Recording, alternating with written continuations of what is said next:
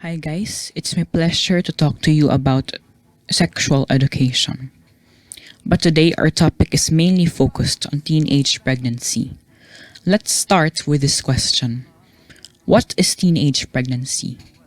Teenage pregnancy is when a woman under 20 gets pregnant. It usually refers to teens between the ages of 15 to 19. But it can include girls as young as 10. It's also called teenage pregnancy or adolescent pregnancy. One of my group mates has a friend who's a teenage mom, and from her testimony, she said, "Mahirap po para sa akin ang magkaanak sa ganitong edad. Siguro ang iba sa inyo iniisip na malandi ako o pokpok, pero para sa akin ang bata na nasa loob ko ay blessing ni Lord sa akin." Take note that she's only 15 years old. This testimony of hers truly applies to our lives. Why? Because as teenagers, we cannot prevent these type of situations unless we have knowledge about it. Now, let's look at the rate of the Philippines when it comes to teenage pregnancy.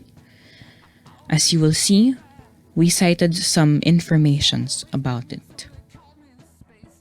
What is the rate of teenage pregnancy in the Philippines? According to UNFPA, the teenage pregnancy rate in the Philippines was 10% in 2008, down to 9% in 2017. Live births by teenage mothers aged 10 to 19 in 2016 totaled at 203 and 85, which is slightly decreased to 196,478 in 2017 and 183,000 in 2018. Still, the Philippines has one of the highest adolescent birth rates among the ASEAN member states. Recent World Bank data shows that the Philippines has 47 births annually per 1,000 women aged 15 to 19. Higher than the average adolescent birth rates, of 44 globally and 33.5 in the ASEAN region. Laos PDR at 76, Cambodia with 57, Indonesia with 48, Thailand with 43. This entails that more than 500 Filipinos, adolescent girls, are getting pregnant and giving birth every day. UNFPA echoes the sense of urgency demonstrated by NEDA and POPCOM, which recently described the still alarming high teenage pregnancy rate in the Philippines as a national emergency.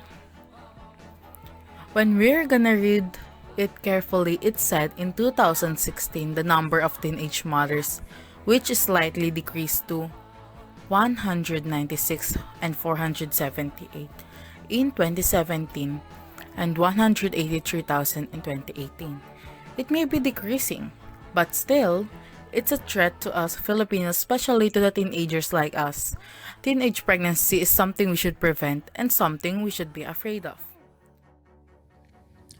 Next are the symptoms of teenage pregnancy. But before we dig in deeper about this, we are not saying that if you are experiencing these or if you have this, you're pregnant. However, you should consider going to the doctors as soon as you have these symptoms. What are the symptoms of teenage pregnancy? 1.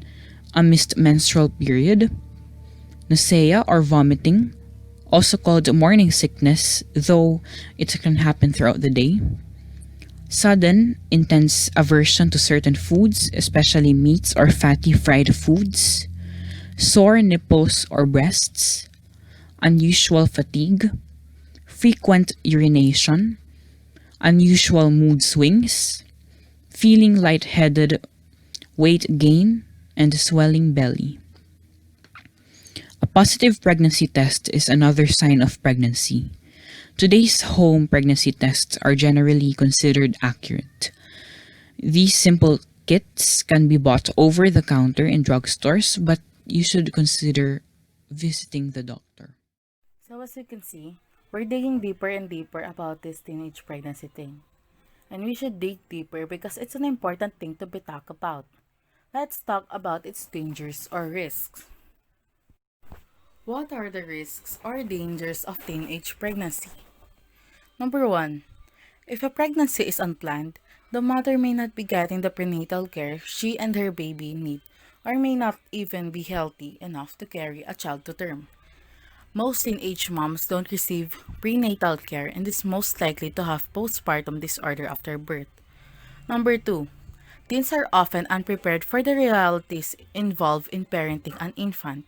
Often, complex relationships and financial burden combined with balancing school and parenting are stressful and can put a newborn at risk. As the financial problems were mentioned, pregnancy, birth, or delivery can cost up to 2,000 to 24,000 normal delivery at public hospitals and 30,000 plus for normal delivery and 80,000 plus for C-section at private hospitals, which is a heavy amount of money. Teens who are pregnant or raising baby have a hard time finishing school. Only 3% of teens who have a baby receive their college diploma before the age of 30. The number 3 is very important, which we should talk about more often. Others may have dropped out of school after getting pregnant. And it's not easy because studying, learning, getting your diploma, and getting on a higher level are some of our dreams we want to achieve as teenagers. Number 4. Many teen parents are single. Being a parent can have financial and emotional stressors, and a stressed parent puts a baby at risk. Number 5.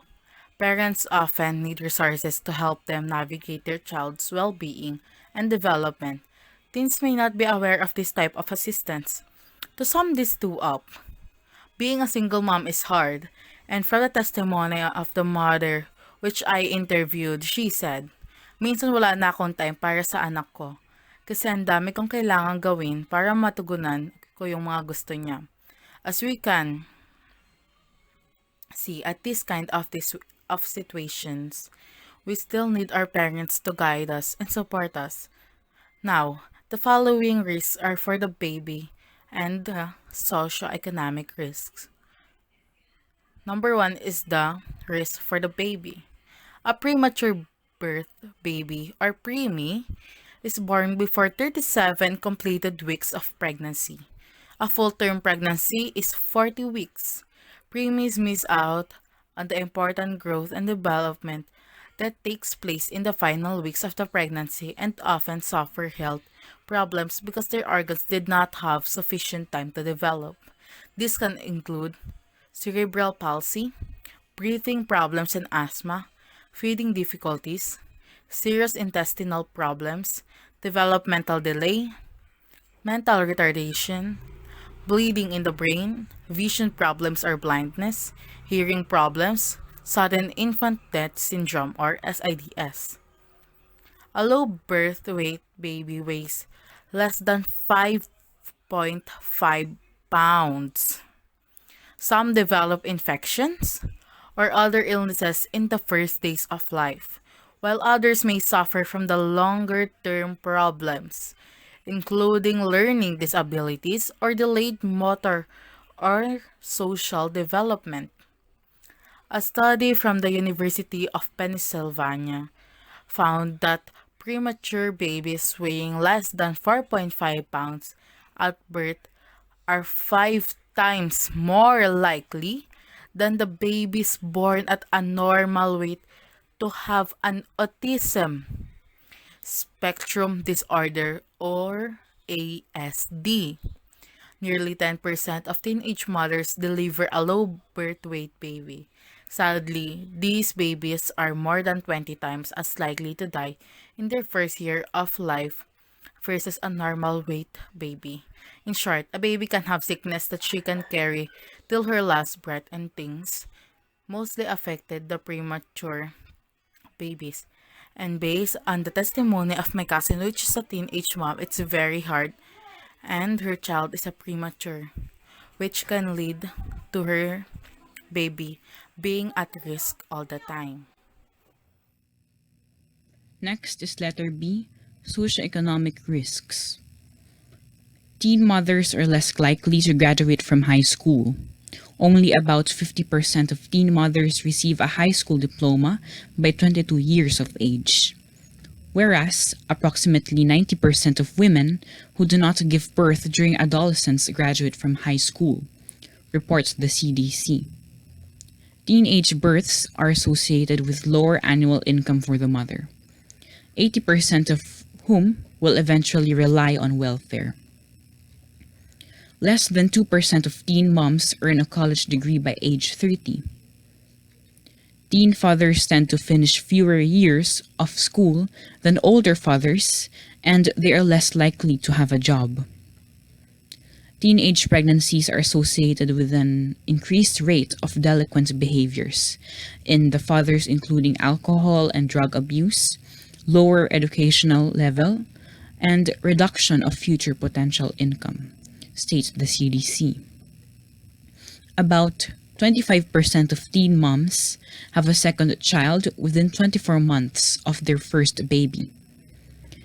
Teenage mothers are more likely to live in poverty and are at risk of domestic violence. Children of teens are less likely to receive early and continuing cognitive and social stimulation, leading to underdeveloped intellect and lower rates of academic achievement. Children of teens are more likely to drop out of high school. Children of teens are more likely to be neglected or abused.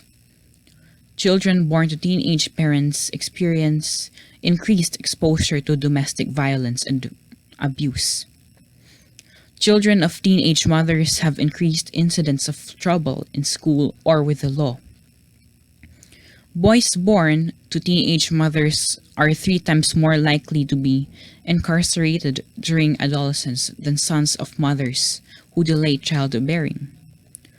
Girls born to teenage mothers are 22% more likely to become teenage mothers. Children of teen parents are more likely to face unemployment as young adults. As teenagers or young adults, being pregnant is a difficult stage because sometimes some are forced to be married with the people they don't love. Some haven't graduated yet, and where will they get their income to feed their babies? Some experience depression after pregnancy, and some take their own lives for too much pain and suffering. See, many of these are experience, and that's why we should be educated about these things. What do you mean by being educated? We should know how to prevent it, and we should be knowledgeable about these things.